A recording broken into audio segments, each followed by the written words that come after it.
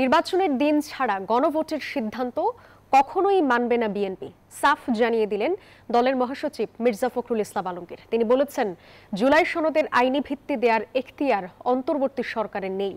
বৃহস্পতিবার দুপুরে গুলশানে সংবাদ সম্মেলনে আসেন তিনি। গতরাতে হওয়া বিএনপির স্থায়ী কমিটির বৈঠকের পর এর আয়োজন করা হয়। মির্জা ফখরুল বলেন, ঐকমত্য কমিশন তাদের সুপারিশ জাতির ওপর চাপিয়ে দিচ্ছে।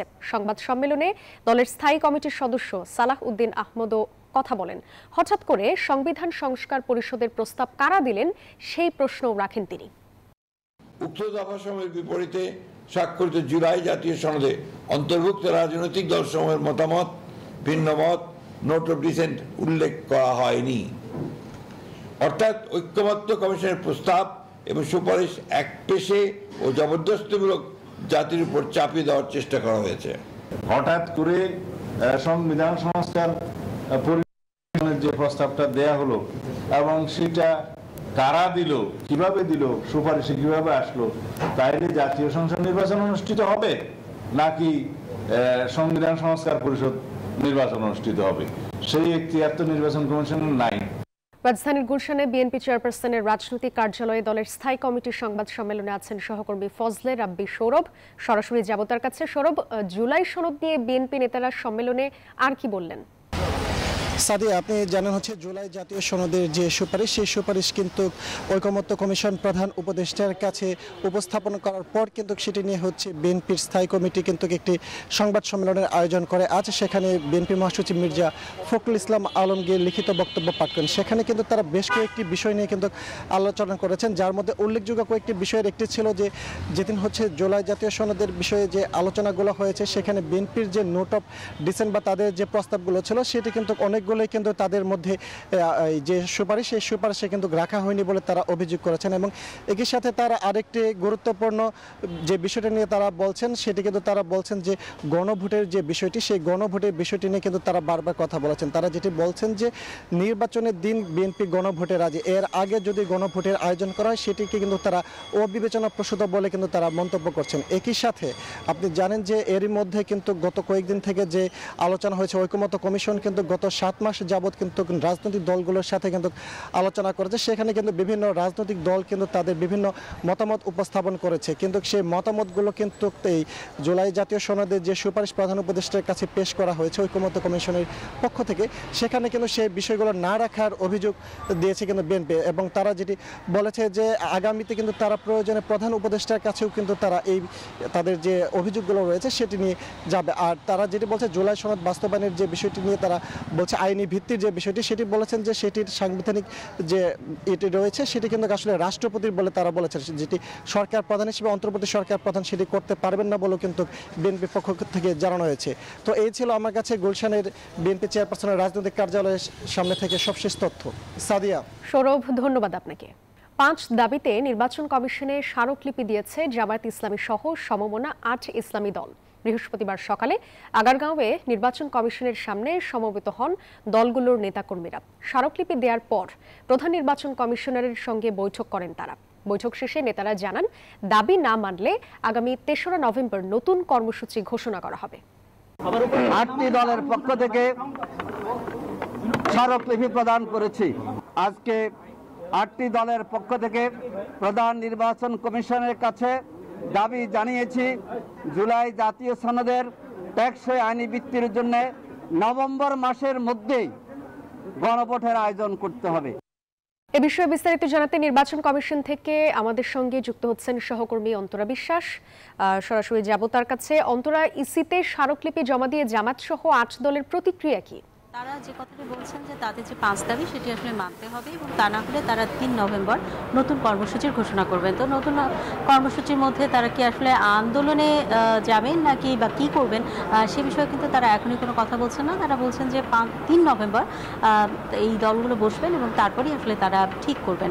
অর্থাৎ নির্বাচন কমিশনের জন্য সময় আছে 3 তারিখ পর্যন্ত। আর তারা যে গণভোটের দাবি জানাচ্ছেন যেটি তাদের প্রথম দাবি এবং সেটি নভেম্বরের মধ্যেই হতে হবে, কারণ তারা মনে করছেন ফেব্রুয়ারিতে জাতীয় নির্বাচনের দিন যদি গণভোট হয় এবং সেই নির্বাচনের দিন যদি কোনো ধরনের সহিংসতা হয় এবং কোনো কারণে সেই ভোট যদি বন্ধ হয়ে যায় তখন গণভোটও বন্ধ হয়ে যাবে। সে কারণেই আসলে তারা চাইছেন যে জুলাই সনদ এটির যে আইনি ভিত্তি সেটি পুরোপুরি নিশ্চিত করতে, আর সে কারণেই তারা আসলে নভেম্বরের মধ্যেই গণভোটটি চাইছেন, যেন ফেব্রুয়ারিতে কোনোভাবেই গণভোট না করা হয়। এটির কথা আসলে তারা আসলে দীর্ঘদিন ধরেই বলে আসছিলেন। আরেকটি বিষয় তারা বলছেন যে আরপিওতে কিছু সংশোধনীর প্রস্তাব দিয়েছে ঐকমত্য কমিশন, সেখানে বিভিন্ন রাজনৈতিক দল তারা একমত হয়েছে আরপিওতে কিছু সংশোধনী আনার ব্যাপারে। তো সেই সংশোধনী করেই যেন জাতীয় নির্বাচন হয় সেই প্রস্তাবও আসলে তারা নির্বাচন কমিশনকে দিয়েছে।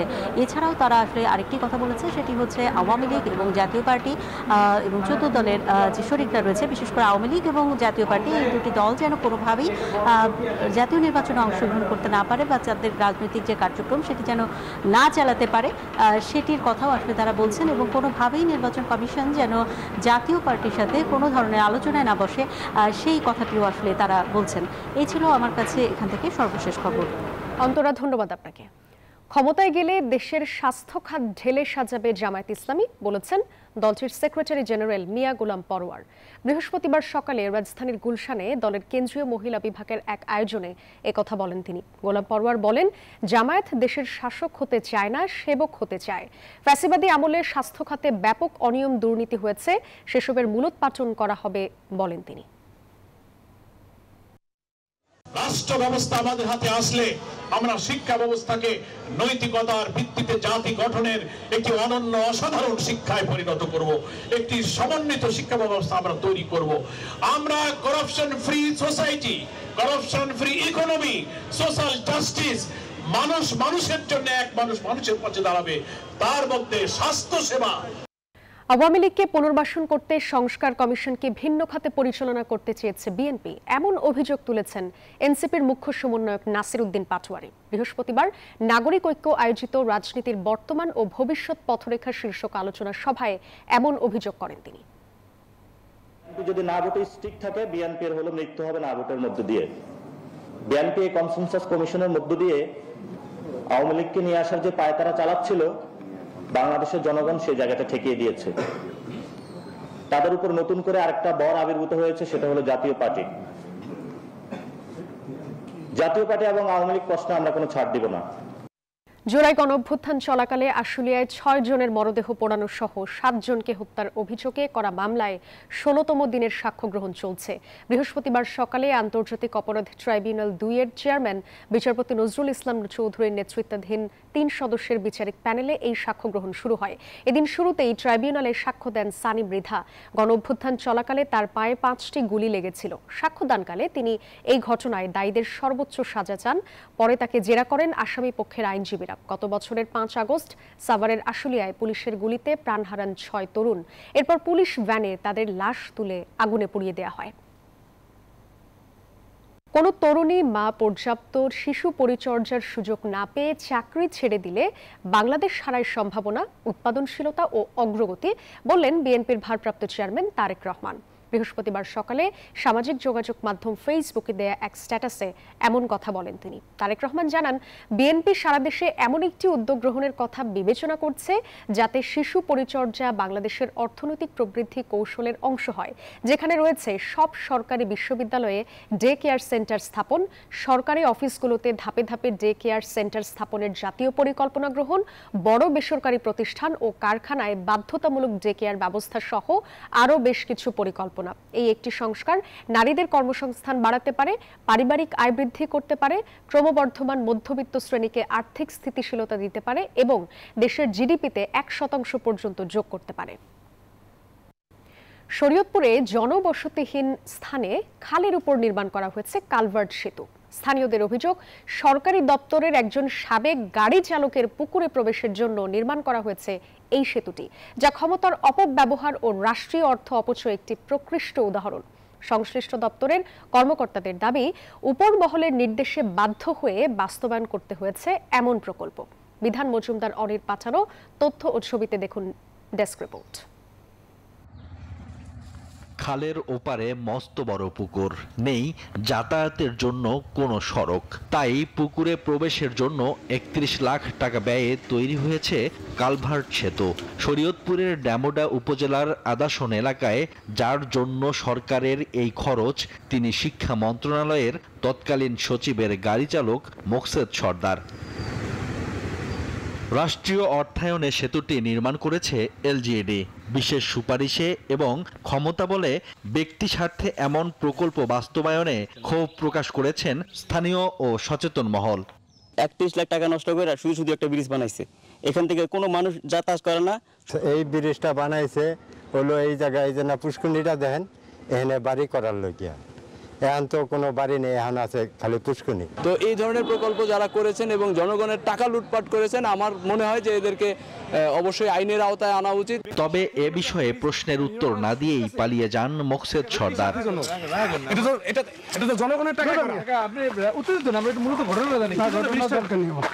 এলজিইডি কর্তৃপক্ষ বলছে, শিক্ষা মন্ত্রণালয়ের সচিবের মাধ্যমে সুপারিশ করে সেতু নির্মাণ প্রকল্প বাস্তবায়ন করেছেন গাড়ি চালক মোকসেদ। ওইটা আমাদের সচিব স্যার ছিলেন তখন শিক্ষা মন্ত্রণালয়ে, তার ড্রাইভারের বাড়ি। আমরা উপজেলা থেকে ওইটা কোনো প্রপোজাল পাঠাই নাই, উনি কেমনে কেমনে জানি তদবির করে ঢুকাইছে সচিবদের দিয়ে। তারা তখন বলেছে যে এর পাশ দিয়ে তারা একটা রাস্তা নিয়ে গ্রামের মধ্যে নিয়ে যাবে, সেইভাবে ব্রিজটা করা হয়েছে। শুধু ব্যক্তি স্বার্থের জন্য কোনো ব্রিজ বা এরকম দেওয়ার অবস্থা আমাদের নেই। জনগুরুত্বপূর্ণ স্থানে না করে ব্যক্তি স্বার্থে ব্রিজ নির্মাণ করাকে রাষ্ট্রের টাকা অপচয়ে বলছেন স্থানীয়রা। তদন্ত করে প্রয়োজনীয় ব্যবস্থা নেওয়ার দাবি তাদের। Desk report, news 24। ব্রাহ্মণবাড়িয়ার ছাদ থেকে কাপড় আনতে গিয়ে বিদ্যুতের তারে স্পৃষ্ট হয়ে মহিলা মাদ্রাসার ৭ শিক্ষার্থী সহ এক আয়া দগ্ধ হয়েছেন। বুধবার বিকেলে পৌরসভার ভাদুগড় এলাকার দারুন নাজাত মহিলা মাদ্রাসায় এই দুর্ঘটনা ঘটে। আহতদের মধ্যে ৬ জনকে উন্নত চিকিৎসার জন্য ঢাকায় পাঠানো হয়েছে এবং ২ জন ব্রাহ্মণবাড়িয়া জেনারেল হাসপাতালে চিকিৎসাধীন। মাদ্রাসার শিক্ষক কারি মোহাম্মদ আবদুল্লাহ জানান, ভবনের ৪র্থ তলা থেকে একটি কাপড় নিচে পড়ে বিদ্যুতের তারে আটকে যায়। এ সময় একজন জানালা দিয়ে একটি স্টিলের পাইপ দিয়ে কাপড়টি নামানোর চেষ্টা করলে তিনি বিদ্যুৎ স্পৃষ্ট হন। এতে সৃষ্ট বিদ্যুতের শক ও তাপ রুমের ভেতর থাকা শিক্ষার্থীদের গায়ে লেগে তারাও বিদ্যুৎ স্পৃষ্ট হয়। কথিত শয়তানের নিঃশ্বাস ব্যবহার করে অপহরণ করা হয় ৪ বছরের এক শিশুকে। ১ সপ্তাহ পর ঢাকার কেরানীগঞ্জ থেকে তাকে উদ্ধার করেছে র্যাব। গ্রেফতার করা হয়েছে অপহরণ চক্রের ৩ সদস্যকে। র্যাব বলছে, এভাবে অপহরণ করা শিশুদের নিঃসন্তান দম্পতির কাছে বিক্রি করা হয়। তানহা পাখি নামে ৪ বছরের এই শিশুটি যেভাবে এক ব্যক্তির হাত ধরে হেঁটে যাচ্ছে, তাতে বোঝার উপায় নেই যে তিনি শিশুটির পরিচিত কেউ নন। মনে হচ্ছে নিকটতম কোনো আত্মীয় তাকে নিয়ে যাচ্ছে। এরপর থেকে নিখোঁজ ছিল তানহা। পরিবারের সদস্যদের দাবি, ২৩ অক্টোবর সন্ধ্যায় মিরপুর ১১ নম্বরে নিজ বাসার সামনে খেলছিল তানহা। কথিত শয়তানের নিঃশ্বাস ব্যবহার করে তাকে তুলে নিয়ে যাওয়া হয়। দরবেশে যে একজন ফোন দিছিল, কিন্তু উনি যে আমার মেয়েকে ওনারা নিচে এরকম কোনো কিছু আমাকে বলেও নাই, স্বীকারও করে নাই। উনি বলছে যে জিনের থেকে আমার মেয়েকে এনে দিবে। পরে দরবেশ পরিচয় মোবাইল ফোনে তাদের জানানো হয় গায়েবী শক্তির মাধ্যমে তুলে নিয়ে যাওয়া হয়েছে তানহাকে। এরপর কয়েক ধাপে টাকা হাতিয়ে নেয় চক্রটি। বাবা সেজে এই জিনিস আয়না দিবেন, আপনার বাচ্চাকে রাস্তার মধ্যে আমরা যেখান থেকে আনছি সেখানে ছেড়ে দিব। তো আমার ছেলে বলছে, বাবা আমি তো পারবো না, আপনি যা করার আছে আপনি করবেন। বলছে ঠিক আছে, টাকা লাগবে, কয় টাকা লাগবে? ৫০০ টাকা লাগবে। আমার ছেলে সাথে সাথে বিকাশে টাকা পাঠাই দিছে। তারপরে আবার ৫,০০০ না কয় হাজার নিল সেটা আমি জানি না। অভিযোগ পেয়ে তানহাকে উদ্ধারে নামে র্যাব। ঢাকার কেরানীগঞ্জে অভিযান চালিয়ে তানহাকে উদ্ধার করা হয়। চাচাকে দেখার পরে সে হাউমাউ করে কান্নাকাটি শুরু করছে। এটা কমপ্লিটলি আমাদের কাছে মনে হয়েছে, যেটা হচ্ছে আবিষ্ট করে। আমরা সবাই জানি যে আসলে শয়তানের নিঃশ্বাস বা ডেভিল ব্রেথ বলে একটা বিষয় আছে। তো এটা আরও বেটার, আমাদের এক্সপার্ট ওপিনিয়ন ওনারা ভালো বলতে পারবে। তো আমাদের কাছে এটা প্রাথমিকভাবে একদম সুস্পষ্ট মনে হয়েছে, বাচ্চাকে আবিষ্ট করে এই অপহরণটা করেছে এবং এটা সংঘবদ্ধ একটা চক্র। শিশুকে অপহরণকালে কি ধরনের রাসায়নিক দ্রব্য ব্যবহার করা হয়েছে তা ফরেনসিক রিপোর্টে জানা যাবে বলে জানানো হয়েছে। আরিফুল ইসলাম, নিউজ 24, ঢাকা। জনবল সংকটে ধুঁকছে দেশের বৃহত্তম সৈয়দপুর রেলওয়ে কারখানা। চাহিদার মাত্র ৩০% শ্রমিক নিয়ে চলছে কোচ মেরামতের কাজ। শ্রমিক সংকটে বেশ কয়েকটি ওয়ার্কশপ বন্ধ হওয়ার পাশাপাশি বিকল হয়ে পড়ে আছে জার্মানি, ফ্রান্স, ইংল্যান্ড ও জাপান থেকে আমদানিকৃত কোটি কোটি টাকা মূল্যের অত্যাধুনিক সব মেশিন। এভাবে চলতে থাকলে কাজে বিঘ্ন ঘটার পাশাপাশি কারখানা বন্ধ হওয়ার শঙ্কায় শ্রমিকরা। আব্দুর রশিদ শাহ এর ধারাবাহিক ২ পর্বের প্রথম পর্ব ডেস্ক রিপোর্টে। এশিয়া মহাদেশের সর্ববৃহৎ নীলফামারীর সৈয়দপুর রেলওয়ে কারখানা। 1870 সালে 110 একর এলাকা জুড়ে কারখানাটি স্থাপন করে ব্রিটিশরা। কারখানাটিতে জার্মান, ফ্রান্স, ইংল্যান্ড ও জাপান থেকে আমদানিকৃত অত্যাধুনিক সব মেশিনে উৎপাদন হতো রেল কোচ সহ প্রায় 2000 ছোট বড় যন্ত্রাংশ। শ্রমিকরা জানান, বন্ধ থাকায় স্থায়ীভাবে বিকল হয়ে পড়েছে হাজার কোটি টাকার অত্যাধুনিক সব মেশিন। 90 দশকে গোল্ডেন হ্যান্ডশেকের মাধ্যমে 596 জন দক্ষ শ্রমিককে ছাঁটাই করা হলে পাল্টে যায় কারখানার চিত্র। শ্রমিকের সংকট ও দক্ষতার অভাবে যন্ত্রাংশ উৎপাদন নেই। অতিরিক্ত কোচ আউট টার্ন দিতে বিদেশ থেকে আমদানি করা হয় যন্ত্রাংশ। 5 জনের কাজ একজনের পক্ষে করা সম্ভব না। তারপরে আমরা চেষ্টা করতেছি চালানো, কিন্তু এইভাবে কতদিন লোকজন অসুস্থ হয়ে পড়বে। বিভিন্ন টাইপের গাড়ি আসার কারণে যে এখন পর্যাপ্ত পরিমাণে কাঁচামালের দরকার হয়, যেটা আমাদের খুবই স্বল্প। শ্রমিকদের অভিযোগ, অর্থাভাবে 4 মাস ধরে বন্ধ আছে অস্থায়ী শ্রমিকদের বেতন ভাতা। এতে মানবেতর জীবনযাপন করছেন তারা। স্থায়ী শ্রমিকের সাথে অস্থায়ী কিছু শ্রমিক কাজ করতেছে, যারা হচ্ছে টিএলআর। এই টিএলআরদের দীর্ঘদিনের একটা বেতন বকেয়া হয়ে আছে 4 মাসের কাছাকাছি। বেতনটা পাইলে আর কি আমাদের পরিবারের সাচ্ছল্যটা আর একটু এগিয়ে যেতে পারে। এক সময় এক বেলা খাচ্ছে, তো 2 বেলা না খায় থাকতে হচ্ছে। এ নিয়ে আমাদের দাবি একটাই যে আমাদের বেতন যত দ্রুত সম্ভব তাড়াতাড়ি আমাদেরকে আমাদের মজুরি যেটা হয় সেটা দিয়ে দিন। কারখানা কর্তৃপক্ষ বলছে, কারখানা আধুনিকায়নের জন্য প্রস্তাবনা পাঠানো হয়েছে। বরাদ্দ আর জনবল পাওয়া গেলে উৎপাদনের গতি বাড়বে, কমবে আমদানি নির্ভরতা। এর যে সক্ষমতা আছে দ্বিগুণ করতে যদি যাই আমরা, তাহলে সেই কারখানার যে অবকাঠামোগত যে উন্নয়ন সেটা দ্বিগুণ করতে হবে, এবং যে জনবল আছে সেই জনবলের যে আবার মঞ্জুরিও দ্বিগুণ করতে হবে। এই স্বল্প জনবল নিয়ে আমাদের কোচ আউটটার্ন দেওয়া অনেক কষ্টকর। আমরা হিমশিম খাচ্ছি প্রতিনিয়ত। আমাদের দাবি থাকবে যে জনবল যেন সঠিক পরিমাণে নিয়োগ দেয় এবং আমরা এই কারখানাকে সচল রাখতে পারি। আশার কথা হচ্ছে যে আমাদের জনবল রিক্রুটমেন্টের কাজ সহসায় শুরু হতে যাচ্ছে। এই জনবল আমরা পেলে আশা করি নতুন কারখানা আধুনিকায়ন হয় এবং নতুন অ্যাসেম্বলিং ওয়ার্কশপ হলে পরে যে ধরনের জনবল এবং তাদের যে কারিগরি দক্ষতা দরকার হয়, আমরা বাই দিস টাইম আশা করি তাদেরকে সেই সক্ষমতা পৌঁছাতে পারবো। সৈয়দপুর রেলওয়ে কারখানায় মঞ্জুরিকৃত পদ 2853 জন। বর্তমানে কর্মরত আছেন 8 শতাধিক কর্মচারী। Desk report, news 24। কক্সবাজারের ঝাউ বাগান সহ সৈকতের গুরুত্বপূর্ণ বিভিন্ন পয়েন্টে বৈদ্যুতিক খুঁটি আছে, কিন্তু বাতি নেই। আর এ কারণে সন্ধ্যা হলেই ভুতুড়ে পরিবেশ বিরাজ করে সৈকত জুড়ে। এতে প্রতিনিয়ত ঘটছে ছিনতাই, ইফটিজিং সহ নানা অপরাধমূলক কর্মকাণ্ড। নেতিবাচক প্রভাবও পড়ছে পর্যটন শিল্পের ওপর। তবে নষ্ট বাতিগুলো সংস্কারের উদ্যোগ নেওয়ার কথা জানিয়েছে প্রশাসন। ইরফানুল হাসানের তথ্যচিত্রে ডেস্ক রিপোর্ট। প্রতিদিন হাজারো মানুষের পদচারণায় মুখরিত থাকে দেশের প্রধান পর্যটন কেন্দ্র কক্সবাজার। দিনের আলোয় পাহাড়, ঝাউবন আর সমুদ্রের নীল জলের ঢেউ পর্যটকদের মুগ্ধ করে। কিন্তু বৈদ্যুতিক খুঁটিগুলোর বেশিরভাগই নষ্ট হওয়ায় সূর্য ডোবার সঙ্গে সঙ্গে ঝাউ বাগান সহ সৈকত এলাকায় নেমে আসে ভুতুড়ে অন্ধকার। এতে ঝুঁকিপূর্ণ হয়ে পড়ে সৈকতের একাংশ। ছিনতাই, ইফটিজিং সহ নানা অপরাধমূলক ঘটনায় আতঙ্কিত হয়ে পড়ছেন পর্যটকরা। অন্ধকারের জায়গাটাতে মানুষ একটু কম ছিল, কারণ তারা অনিরাপদ বোধ করে, এই জন্য একটু কম। টুরিস্ট পুলিশের যে বক্সটা, তারপর থেকে একেবারে অন্ধকার পুরোটা রাস্তায় আমার কাছে মনে হলো যে খুবই অনিরাপদ। আমরা এত টাকা খরচ করে বিচে আসি, অন্ধকার কেন?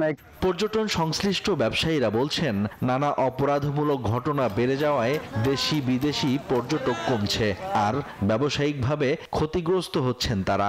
পর্যটক বাইরে সুন্দর করে ঘুরতে পারবে, আমাদের 2-1 টাকা ব্যবসায়ী একটু ভালো হবে। আইনগতভাবে আরো জোর তদারকি বাড়াইতে হবে, পর্যাপ্ত লাইটের ব্যবস্থা করতে হবে। পর্যটকদের নিরাপত্তায় কাজ করছে ট্যুরিস্ট পুলিশ, পাশাপাশি সৈকতের নষ্ট বাতি সংস্কারের উদ্যোগ নেয়ার কথা জানিয়েছে প্রশাসন। থানা পুলিশ অনেকগুলোকে গ্রেপ্তার করেছে, মানে বড় বড় আসামিদেরকে তারা আইন রাখতে নিয়েছে। তো বাকি যারা আছে তাদেরকে ইতিমধ্যে আমরা আইডেন্টিফাই করে ফেলেছি। এখানে লাইট এবং আরো অন্যান্য জিনিস যেগুলো আছে তারা লাগাবে, আমরা তাদেরকে এই বিষয়টি নিয়ে আমরা তাদেরকে নির্দেশনা দিব। বিশ্বের দীর্ঘতম সমুদ্র সৈকতের নিরাপত্তা নিশ্চিত না হলে পর্যটন ব্যবসা ক্ষতিগ্রস্ত হবে, এমনটাই আশঙ্কা পর্যটন সংশ্লিষ্টদের। Desk report, news 24। জেডএসআরএম নির্বাচনের পথে।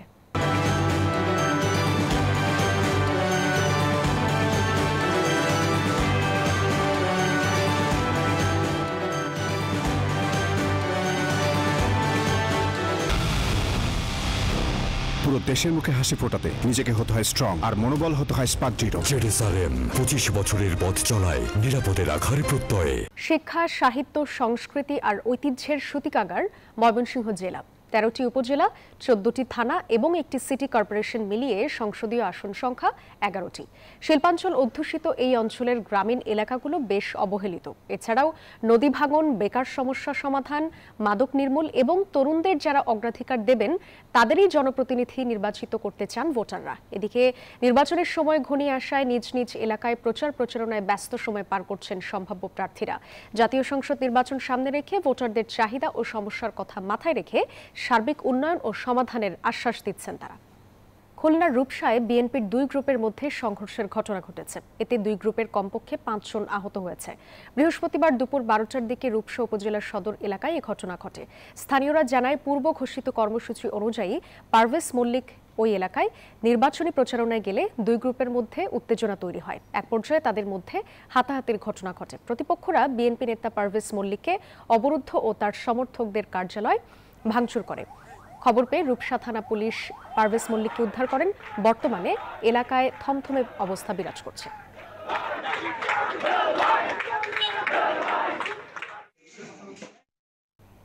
এবার মধুমতি ব্যাংক পিএলসি অর্থ বাণিজ্য সংবাদ।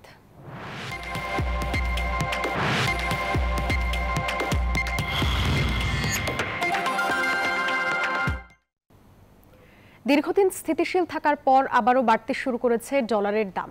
চলতি সপ্তাহে ডলার প্রতি দাম বেড়েছে 60 পয়সা। আগামী রমজানের পণ্য আমদানির জন্য ঋণপত্র খোলার চাপ বাড়ায় বেড়েছে ডলারের চাহিদা, যার প্রভাব পড়েছে দামে। তবে এ নিয়ে আতঙ্কিত না হওয়ার পরামর্শ দিয়েছে বাংলাদেশ ব্যাংক। সংস্থাটি বলছে, বাজার স্থিতিশীল রাখতে আপাতত ডলার কেনা বেচা থেকে বিরত থাকছে সংস্থাটি। সপ্তাহখানেক ধরে কিছুটা অস্থির ডলারের বাজার। ব্যাংকগুলোতে এ মুহূর্তে ডলার বেচা কেনা হচ্ছে 122 টাকা 80 পয়সায়। সপ্তাহের ব্যবধানে বেড়েছে 60 পয়সা। অন্যদিকে খোলা বাজারে বিক্রি হচ্ছে 125 টাকায়, যা সাম্প্রতিক সময়ের সর্বোচ্চ। ব্যাংকগুলো বলছে, গত কয়েক মাসে বেড়েছে আমদানির চাহিদা। বিশেষ করে আগামী রমজান মাসের ভোগ্যপণ্য আমদানির জন্য ঋণপত্র খোলার চাপ বেড়েছে। বাংলাদেশ ব্যাংকের তথ্য বলছে, সেপ্টেম্বর মাসে 630 কোটি ডলারের আমদানি এলসি খোলা হয়েছে, যা আগস্টের তুলনায় 17.29% বেশি। এতে চাপ পড়েছে ডলারে। এটা 50 পয়সার মতো বেড়েছে, 122 টাকা 70 পয়সা হয়েছে। 121 টাকা থেকে 121 টাকা 50 পয়সা থেকে 122 টাকা 70 পয়সার মতো হয়েছে। 50 পয়সার মতো বেড়েছে। এটা খুব একটা বেশি বাড়েনি, কোনো অসুবিধা হবে বলে মনে হয় না। কোনো বেশি রকমের যে বাড়বে এরকম কোনো সুযোগ নাই। তবে চাহিদা বাড়লেও এখনই বাজার অস্থিতিশীল হবার শঙ্কা নেই বলে জানিয়েছে বাংলাদেশ ব্যাংক। মুখপাত্র জানান, রেমিটেন্স প্রবাহ অব্যাহত থাকলে ডলারের দর আবারও কমে আসবে। ফেব্রুয়ারির মাঝামাঝি রমজান শুরু হবে, এখন থেকে অ্যান্টিসিপেট করে পণ্য আমদানি এলসি খুলছে, যার ফলে একটা চাপ বাজারে সৃষ্টি হয়েছে পেমেন্টের। কিছু কিছু ব্যাংকের কিছু পেমেন্টের অব্লিগেশন আছে, যার ফলে তারা ডলার তাদের দরকার এবং তাদের মধ্যে যাদের ডলার নেই তারা মার্কেট থেকে প্রকিউর করার চেষ্টা করছে। এই কারণে আমরা আর ইন্টারভেন করে মার্কেট ড্রাই হয়ে যাক, এটা কখনো চাই না।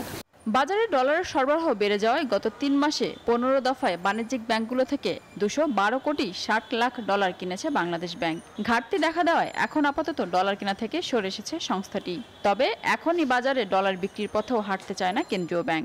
যেহেতু একটা চাপ আছে, বাইং চাপ, এই কারণেই কিন্তু প্রাইস রেট ঊর্ধ্বমুখী। যদিও এখনো আতঙ্কিত হওয়ার মতো না, কিন্তু এই আপওয়ার্ড ট্রেন্ডটাও আমরা ঠিক চাচ্ছি না যে ডলার দাম ফার্দার আর বাড়ুক। এই কারণে আমরা আপাতত মার্কেট ইন্টারভেন করছি না, মানে আমরা তো মার্কেট ছাড়বো না কোনো ডলার, আবার ক্রয়ও করব না। ব্যাংকে পর্যাপ্ত ডলার মজুদ থাকায় এলসি খোলা নিয়ে ব্যবসায়ীদের বিপাকে পড়তে হবে না বলেও জানিয়েছে বাণিজ্যিক ব্যাংকগুলো। মিনা ফিরদাউস, নিউজ 24, ঢাকা। টানা 4 দফা পতনের পর পুনরায় দেশের বাজারে বেড়েছে স্বর্ণের দাম। বুধবার রাতে এক বিজ্ঞপ্তিতে বিষয়টি নিশ্চিত করেছে বাংলাদেশ জুয়েলার্স অ্যাসোসিয়েশন বাজুস। আজ থেকে কার্যকর হয়েছে নতুন এই দাম। টানা 4 দফা পতনের পর এবার 1 ভরি 22 ক্যারেট স্বর্ণের দাম 8,900 টাকা বাড়িয়ে নির্ধারণ করা হয়েছে 2,02,709 টাকা, আর 21 ক্যারেটের দাম 1,93,506 টাকা।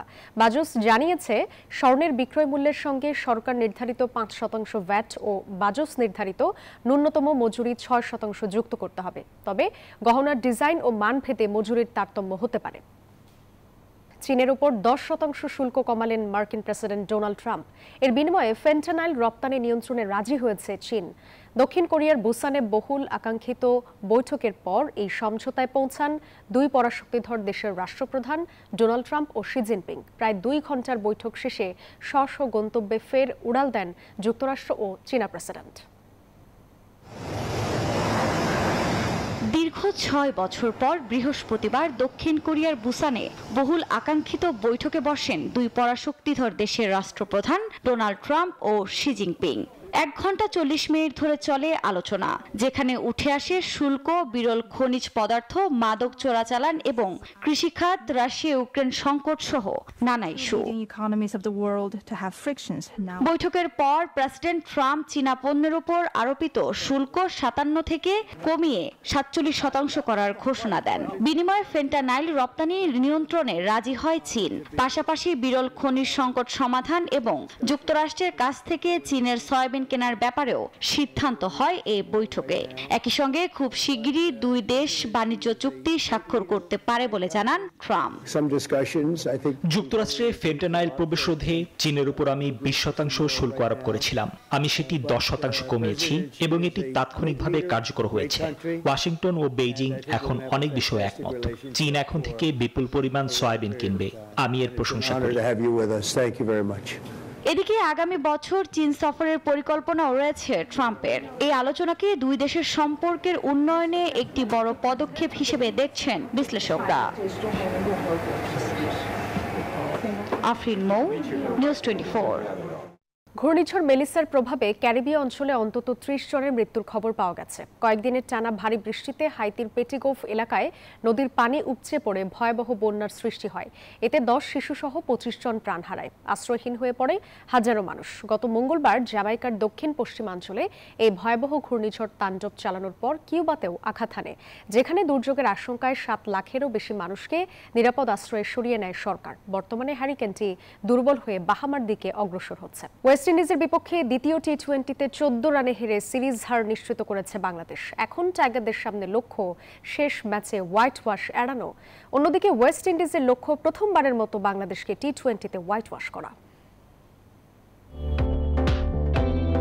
3 ম্যাচ টি-20 সিরিজে শুক্রবার বাংলাদেশের বিপক্ষে শেষ ম্যাচে মুখোমুখি হওয়ার মধ্য দিয়ে শেষ হবে ক্যারিবীয়দের বাংলাদেশ সফর। 1 ম্যাচ হাতে রেখে সিরিজ জিতে বাংলাদেশকে হোয়াইট ওয়াশের স্বপ্ন এখন হাতছানি দিয়ে ডাকছে সফরকারীদের। এর আগে 9টি টি-20 সিরিজে মুখোমুখি হয়েছে 2 দল, যেখানে সমান 4টি করে সিরিজ জিতেছে বাংলাদেশ ও ওয়েস্ট ইন্ডিজ, আর বাকি একটি সিরিজ হয়েছে ড্র।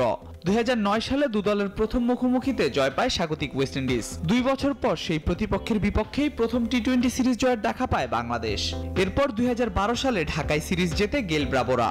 6 বছর পর আবারও 2018 সালে 3 ম্যাচের টি-20 সিরিজে 2-1 ব্যবধানে জয় পায় স্বাগতিকরা। 2022 সালে 2-0 ব্যবধানে সিরিজ হারে বাংলাদেশ। তবে 2024 সালে ইতিহাস গড়ে ক্যারিবীয়দের মাটিতে 3-0 ব্যবধানে সিরিজ জিতে হোয়াইট ওয়াশ করে লিটনরা। 1 বছর পর সেই দৃশ্য যেন উল্টো পথে। এবার হোয়াইট ওয়াশের মুখে বাংলাদেশ। ইতিমধ্যে 2-0তে সিরিজ নিশ্চিত শাই হোপের দলের। এখন দেখার অপেক্ষায় লড়াই করে সম্মান রক্ষা করতে পারে কিনা লিটন বাহিনী, নাকি উইন্ডিজরা তুলে নেয় সংক্ষিপ্ত ফরম্যাটে সেই কাঙ্ক্ষিত প্রথম white wash. Al Mahmud Fahim, news 24। এই ছিল নিউজ 24 সংবাদ। এতক্ষণ সাথে থাকার জন্য ধন্যবাদ সবাইকে।